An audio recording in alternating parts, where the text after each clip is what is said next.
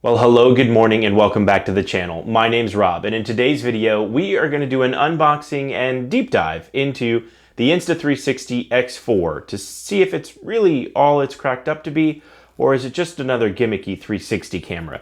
And maybe I went a little overboard with the accessories, but accessories make the man, so let's open all this stuff up and see what we got here.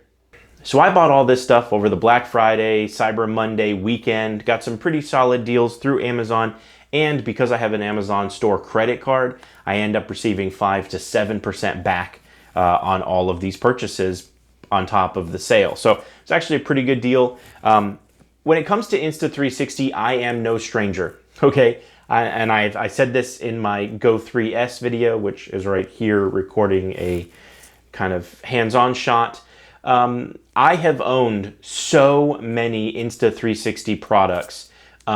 This is not sponsored. They do not pay me. They do not even know I exist. But I will tell you this, when it comes to companies that are actually doing stuff, like, hey, does this work? Does this not work? Should we try this? The innovation side of technology companies, Insta360 is actually doing something. As you can see behind me, I have two cameras that are also kind of innovative cameras. I have the DJI Osmo Pocket 3, which is, I think, the best vlogging camera you could possibly ever own. And then over here, I have the CAF VR 8K camera.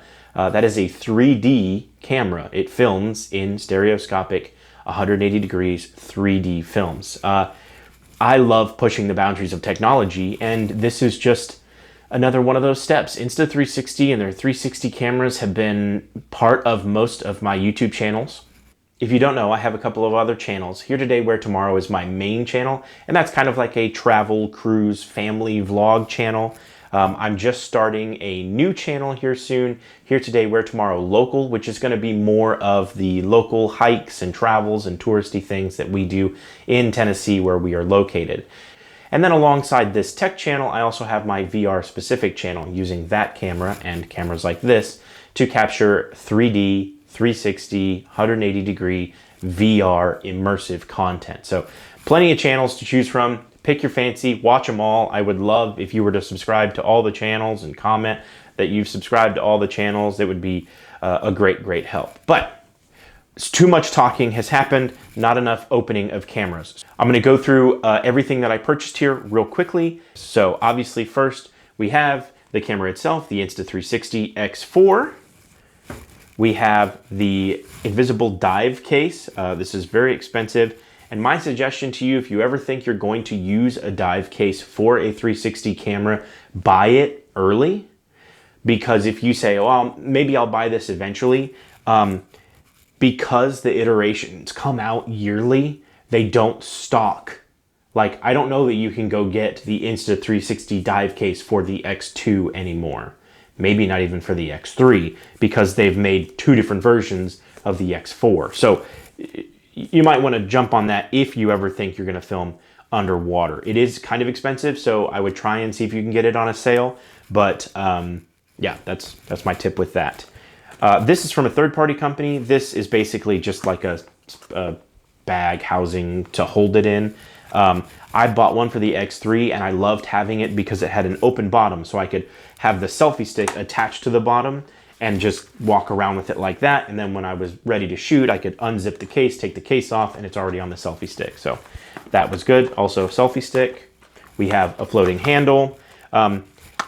Floating grip handles, one of the biggest issues I have with them, this hinge, when you hinge it, you lose the invisibleness of the selfie stick because the camera, which can see spherically 360, once you bend that, then it can now see the stick, as opposed to it being in the stitch line of how the camera operates.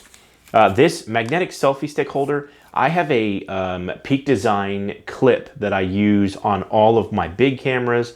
So whenever I'm walking around, I have a clip on my belt. I can just clip my big camera on my hip so I can be hands-free, but I've always had to carry this selfie stick with the camera on it. This basically does the same thing. So this allows you to, put this on your belt, put this on a bag or whatnot, and the camera And the selfie stick has this little magnetic attachment that will clip in, so you can be hands-free with that. I'm really looking forward to opening that.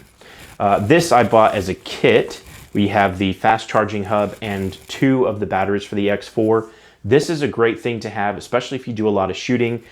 You can charge all 3 batteries, the one that it comes with, and these 2 all at the same time, so you are ready to go. These also come in their own little carrying case, which is really nice as well.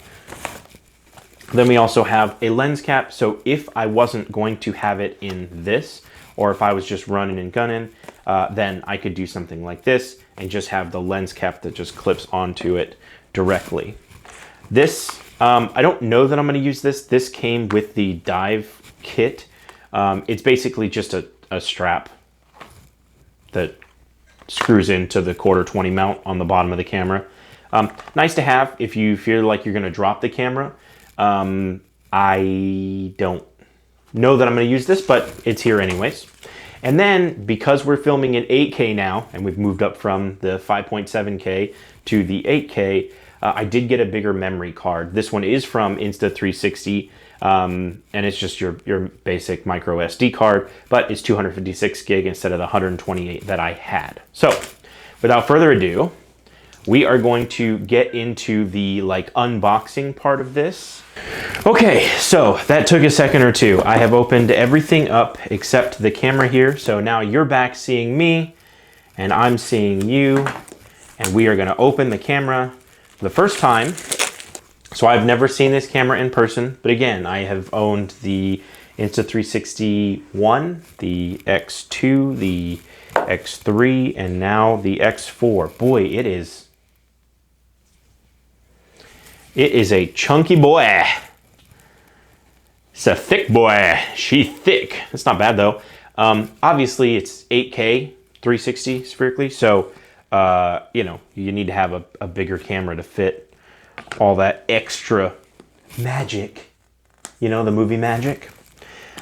All right, let me go ahead and get all this stuff set up, and then we'll do some test footage. Okay, we've unboxed everything, and now we are here in a field test, testing out the camera in a field. We have come to the local park as per usual. I am recording on the Pocket 3 with the Pocket 3 audio, and then I have the X4 here with its just internal audio.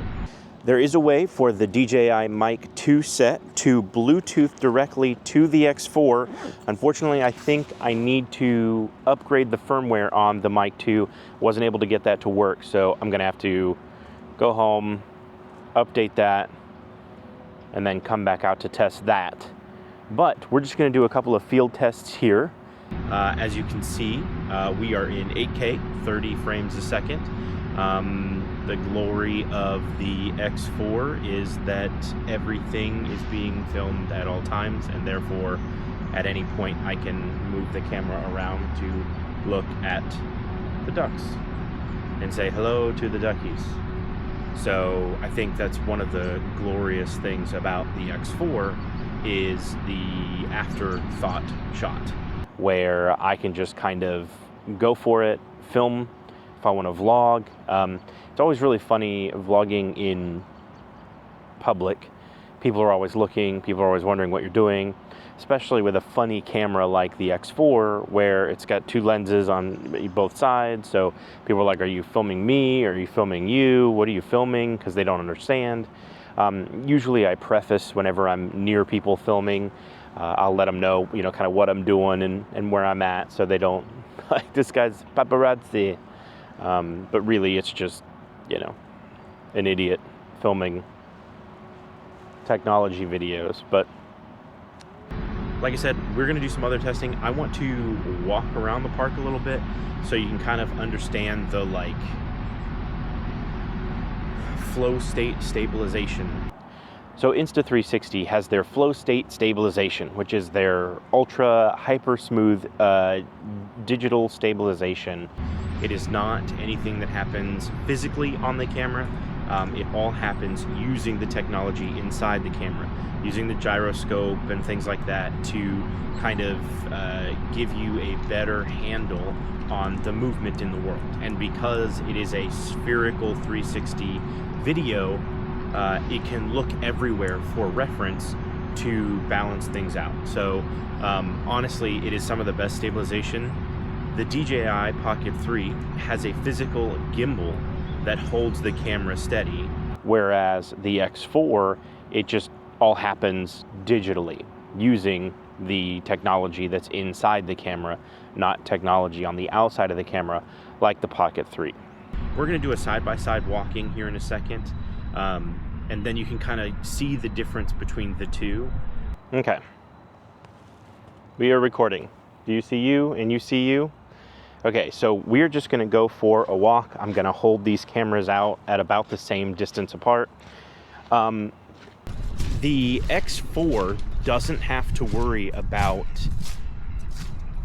looking in any specific direction. I don't have to worry about where I'm holding the camera, how I'm holding the camera, because it's filming everything in 8K. Whereas the Osmo Pocket, I kind of have to, make sure that I'm not moving too far in any which way direction. The Pocket 3 does in fact have a tracking, which I can turn on, which may ultimately add a little bit more smoothing to the camera. I'm not sure. Let's go ahead and we'll walk up here through this so we can kind of go through some lower light.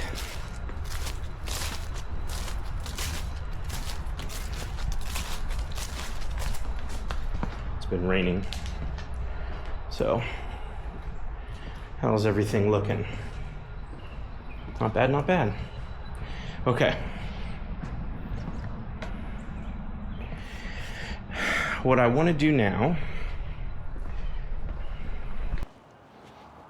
I'm going to go ahead and put the tracking on the Pocket 3.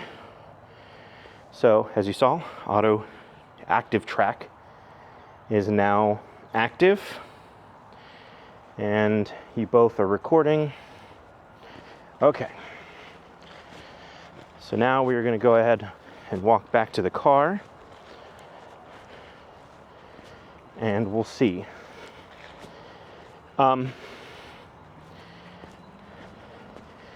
Personally, for me, I think both of these cameras serve different purposes. The Pocket 3 is a great vlogging camera. It's got great high dynamic range. The X4 is a weird camera. It's different. It has quirkiness. I can do crazy things with this camera that I can't do with this camera. This camera, I'm afraid to break in the fact that the gimbal gets caught on something, so it's got to be in its case. This doesn't have any moving parts, so I'm not really afraid to break any moving parts. I'm afraid to scratch a lens because the lenses stick out so far. So as long as I'm holding it and not dropping it, I'm okay with that. This, I feel like if you looked at the gimbal wrong, it'd snap. So you kind of have to each one has a value. And you just have to, figure out which one is better for you. Do a little bit of a side-by-side here if I hold them out.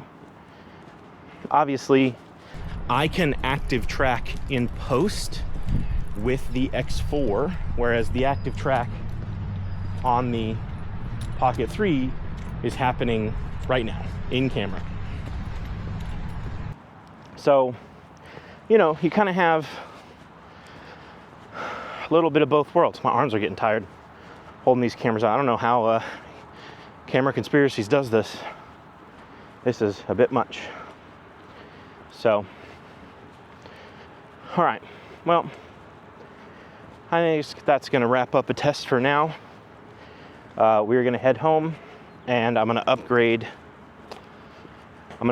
the firmware on that microphone, and then we should be able to sync the Bluetooth to the X4.